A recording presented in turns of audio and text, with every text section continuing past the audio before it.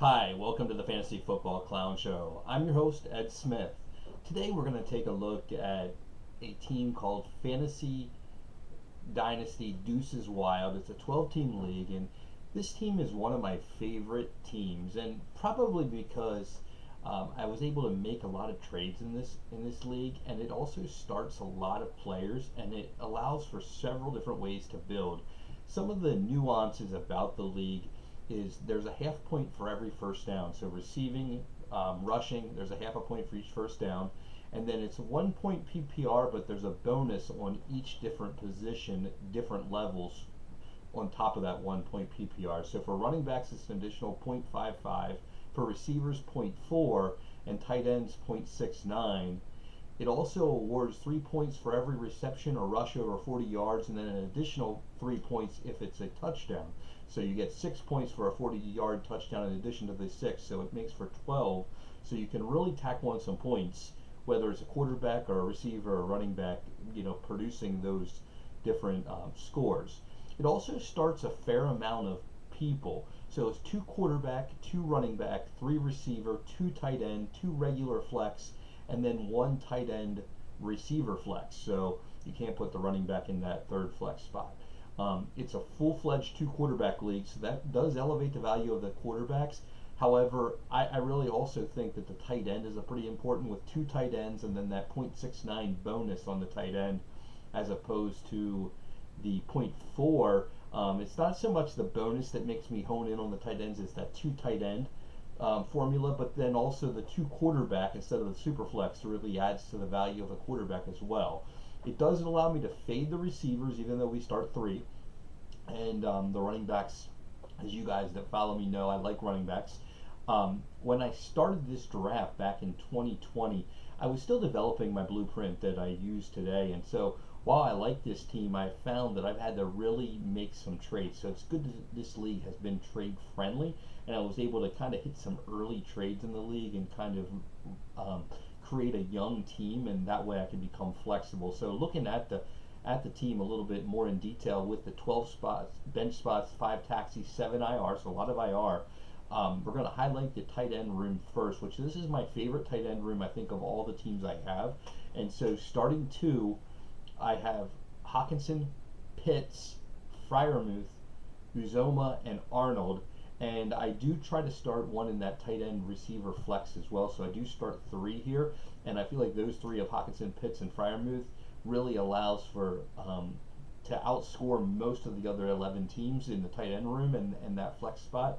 Because once we start getting to the sixth receiver on somebody's board, Freiermuth is better. And even Uzoma coming in or Arnold as bye-week replacements, we've been fortunate enough to have some real depth there.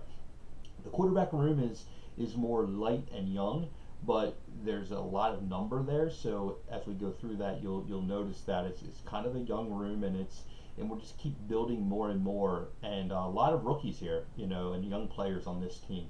So we have Trevor, Zach Wilson, Drew Lock, Daniel Jones, Mills, and then we have Huntley, Mond, and Ellinger. So a couple backups there, but they're all young as well. So and those three backups actually were on the taxi last year. So it's really about starting the 6 starters that we have, and then some backups in the quarterback room that makes this team pretty successful. Then the majority of the players that we have on the team actually are running backs, and they're young as well for the most part. But some ups and downs here with some of these guys. So we have Michael Carter and Gibson as the starters, and then we have Connor that I was flexing out. Foreman I used last year, Justin Jackson, Miles Sanders, James Robinson, Jefferson, Jamar Jefferson, and Sermon. So a couple young guys there, but and Sanders just had a poor year last year, so holding him, hoping for a recovery there. And James Robinson maybe hurt at the beginning of the year, but just some options for 2 spots plus a couple flex spots to use them, move them in, and for bye-week replacements. I feel really good about the running back room. However, and then when we get to draft picks, we'll talk a little bit about that. Looking at the receiver room, a little bit older compared to what I have on some other teams, but we do have Pittman, Hollywood Brown, DK Metcalf, Mike Williams, Zay Jones, DJ Chark, and Mims. So, trying to get 3 out of there. and then possibly need one for a flex or two for that tight end receiver flex. But really don't need a lot there. And with Metcalf and Pittman and Hollywood and Mike Williams, there's four really, and then just kind of the other guys, Zay Jones, Chark, Mims for bye week replacements and that sort of thing. Now, where this team really gets interesting in my mind is when we start looking at the draft this year. And looking ahead, and I always like to look ahead to next year and the year after, the rookie draft, we just have the regular picks. So this year, going to have to either sell forward or make these picks special, but there are some special picks. So 5 first-round picks, the number 1, the number 5, the 7, the 9, the 11, and we'll probably hit the quarterback room pretty hard early, and then take the value where the value falls later in the draft. Just looking at where this is, but it's still a possibility of going Hall number 1, or trading out of number 1, maybe back to 3 or 4, just to kind of really maximize some picks and maybe get a pick later in future years with this first round pick here too. Looking at the second round, have some late second round picks, so number 19, 21. So after that pick 11, don't pick again till 19. And then in the third round, have some decent draft capital, 25, 29, 31, 33. The fourth round, 43, 46, 47. And then the fifth round, 55, 59. So as you see there, we're late in the second and late in the fifth. Late in the fifth doesn't matter because that's where dart throws at that point.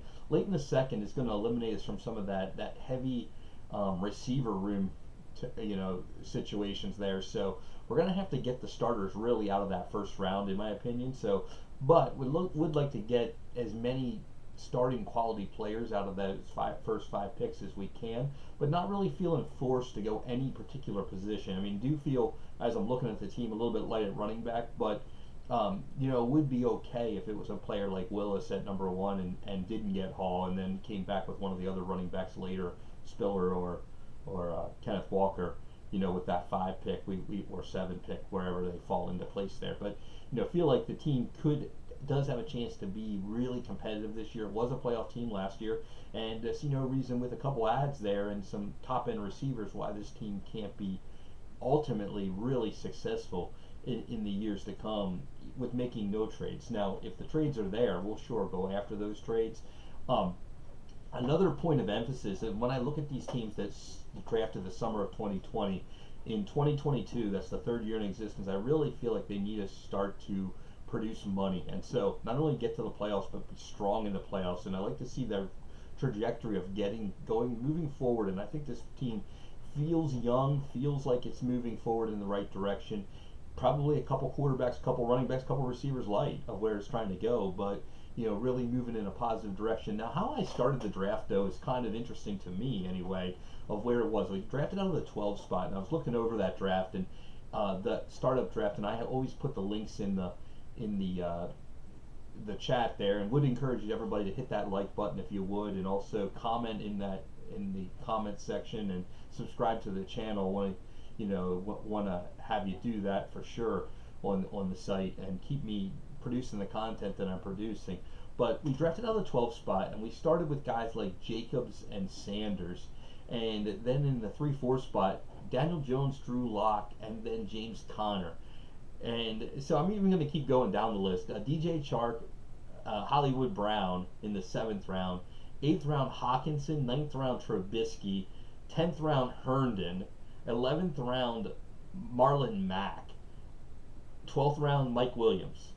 So just kind of think about those 12 picks and how this team is so different from that startup draft. And why I bring that up is I started running back, and I'm pretty convinced that I would have had a better team had I gone Watson, Wilson, which were picked right after that, and just kind of taken Watson and Russ Wilson there, and had 2 more quarterbacks, and had less Josh Jacobs and Miles Sanders.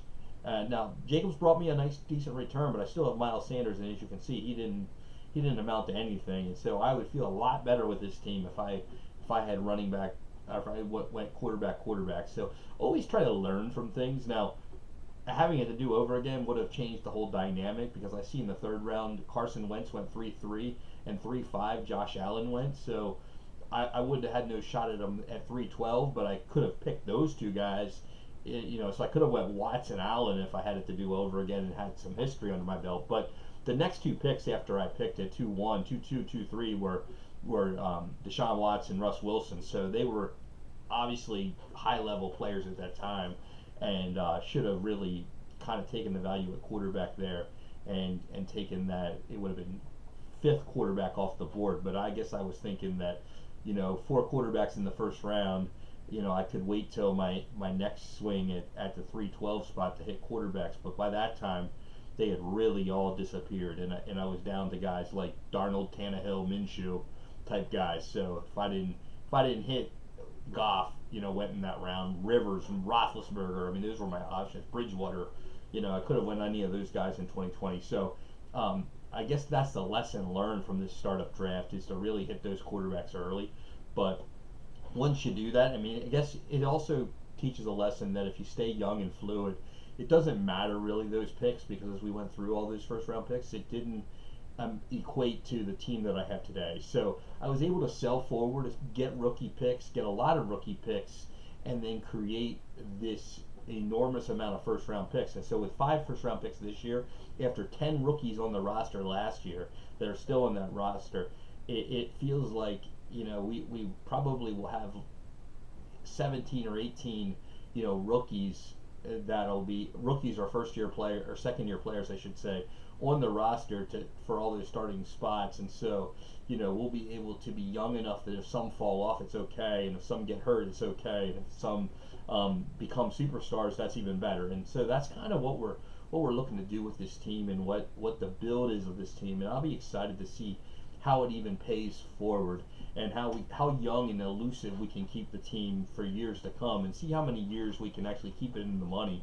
making money. That's kind of going to be my next phase that I look at this blueprint. So currently, as you guys have seen, if you've watched numerous videos, the teams that drafted in 2020, I build 2020, I try to get better in 2021, and then I really try to make the playoffs in 2022, and really try to get to the top 2 in 2023, and then 24, 25 follow suit, and really have winning teams and money making teams, and see how many years in a row we can keep that team on top. And so keep trying to build through youth and keep and depth, and keep working the waiver wires harder than everybody else, and see if we can get that to a profitable situation, and then do it, rinse repeat, do it all over again. So that's our goal. Hope you enjoyed the content. I just encourage you to hit that like button. It really helps me keep producing the content, and comment any of your